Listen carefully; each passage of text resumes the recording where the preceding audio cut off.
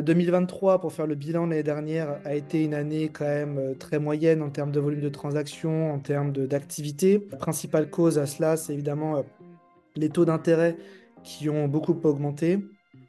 Donc, il y a beaucoup d'acheteurs qui ont préféré soit retarder leur projet, soit tout simplement ne qualifier plus pour obtenir un emprunt. Évidemment, moins d'activité du côté des acheteurs. En parallèle, les vendeurs également ont un petit peu ralenti l'année dernière les mises en vente, puisqu'on avait, les gens ont aujourd'hui souvent des crédits qui ont des taux intéressants.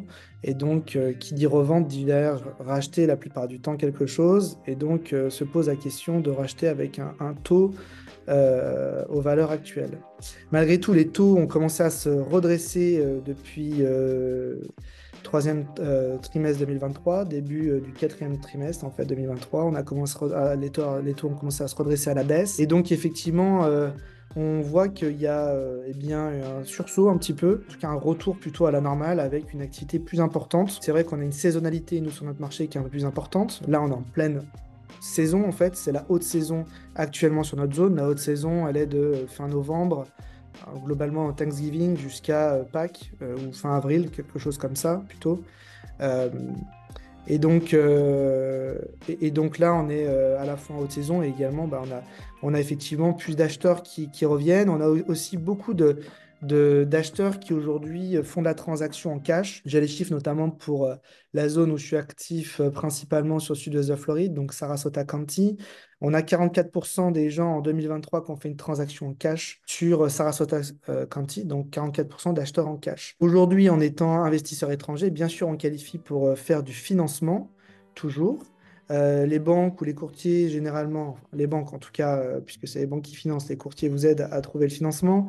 Mais les banques, pour les investisseurs étrangers, dans le cadre d'un programme d'investissement, demandent un apport personnel minimum de l'ordre de 30% en moyenne. Tout dépend aussi de la nationalité, de votre nationalité. Alors, effectivement, vous avez des gens, on va dire, les Européens seront plutôt à 30%. Si jamais j'ai des gens qui m'écoutent, qui sont sur la conférence et que vous êtes du Canada, vous aurez plutôt probablement la possibilité d'apporter seulement 20%. Donc ça concerne le financement. Encore une fois, les taux sont en train de se redresser à la baisse, donc on commence à avoir des choses plus intéressantes. On a aussi un certain nombre de clients qui recherchent, nous, historiquement, de la résidence secondaire. On parle un peu plutôt de la location de la mise en location court terme. C'est aussi une bonne manière de s'acheter un pied-à-terre, de générer du revenu, mais également de venir profiter de son bien. On est quand même dans des zones très agréables. En tout cas, la Floride, c'est presque 365 jours de beau temps par an. Pas tout à fait, mais on a quand même toujours voilà, une qualité de vie qui est très agréable. Et donc, c'est intéressant aussi ce type de projet, puisqu'on peut avoir accès à un programme de financement dit résidence secondaire. Et généralement, on a des termes plus intéressants, donc à savoir des taux d'intérêt un peu moins élevés que si c'est une propriété d'investissement pure, mais également probablement un apport personnel qui peut être un petit peu inférieur, potentiellement. Pour reprendre quelques généralités, vous savez qu'on est sur une confédération d'États aux États-Unis, donc chaque État a ses propres règles, ses propres lois, ses propres règles fiscales. Le pouvoir est extrêmement décentralisé. Voilà. Sur un bien immobilier, par exemple, vous avez la taxe foncière à payer. Il n'y a pas de taxe d'habitation. La taxe foncière sert à payer de manière locale votre county, donc le comté où est situé le bien, la city, la ville, si le bien est dans une ville, et également le réseau d'écoles publiques locales. Donc évidemment, d'un county à un autre, d'une city à une autre, eh bien, il peut y avoir des différences en termes de taxation, par exemple, mais également d'un État à un autre, il y a des différences d'un point de vue fiscal et d'un point de vue législatif. La Floride, en l'occurrence, est un des États les plus intéressants de ce point de vue, puisqu'il n'y a pas d'impôt sur le revenu ou sur les sociétés, à part si vous avez un volume suffisamment important. Il y a un petit impôt pour des gens qui génèrent des volumes quand même très importants, qui est uniquement sur les corporations. Mais autrement, globalement, il faut simplement payer l'impôt de Washington que tout le monde doit payer, individuel comme entité juridique légale. les sociétés, que vous soyez en Alaska, dans le Kentucky ou en Floride, tout le monde paye Washington. En revanche, eh bien, certains États rajoutent de l'impôt, ce qui n'est pas le cas de la Floride. Et donc, la Floride reste aujourd'hui un État, de ce point de vue, d'un point de vue fiscal pur, extrêmement plébiscité des investisseurs.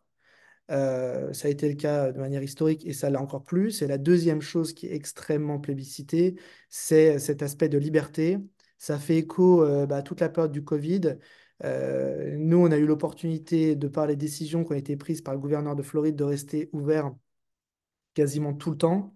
Du coup, on a eu eh bien, l'opportunité de pouvoir accueillir de manière quasiment continue beaucoup de monde. Il y a quand même eu, en plein cœur du Covid, surtout au début, on va dire un petit stop.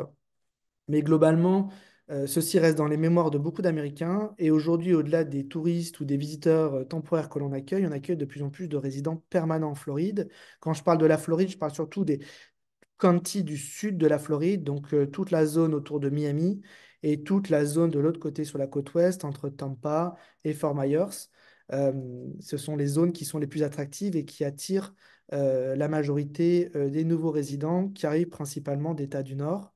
Alors en premier lieu, l'État de New York, mais on a également, nous sur notre zone, beaucoup de gens qui arrivent de l'État de l'Illinois, Chicago, de tout un tas d'États du Midwest, le Michigan, l'Ohio, et on a également des gens de l'Ouest qui sont plutôt des nouveaux venus, puisqu'historiquement, il y a toujours des gens du Nord, en Floride, qui s'installaient ou qui venaient ne serait-ce que pour la retraite ou s'installer. Mais désormais, on a également des gens de l'Ouest, californiens, et des gens du Colorado. Et c'est des gens qui viennent avec des moyens et qui se sont installés maintenant depuis plusieurs années. Et donc, effectivement, les prix sont globalement plutôt en hausse de manière continue sur ces zones. Voilà, puisqu'on a toujours bien beaucoup de gens qui s'installent et beaucoup de demandes. On parle sur la zone, nous, de 800 personnes par jour qui s'installent actuellement. Donc, on a beaucoup de nouvelles constructions. Voilà, il y a tout un tas de développements en cours sur de la nouvelle construction, sur des logements multilogements, sur des développements multilogements, pardon. Voilà, et pour accueillir tous ces gens. Évidemment, ça, c'est possible aussi avec eh bien, le fait qu'aujourd'hui, la manière de travailler des gens a beaucoup évolué aux États-Unis. On parle beaucoup du télétravail. Bah, voilà, une des conséquences principales, hein. Moi, dans mon réseau local, hein, amical, j'ai des gens qui travaillent chez eux à 90%, qui voyagent une fois par mois au siège à New York et qui reviennent tout simplement, qui travaillent depuis chez eux à Sarasota. Il y en a un certain nombre. Donc ça, évidemment, c'est une vraie opportunité pour eux, puisque il y a un calcul qui a été fait. Par exemple, pour un New-Yorkais qui descend en Floride, en moyenne, il gagne 20% d'achat, de pouvoir d'achat, 20% de pouvoir d'achat, pardon.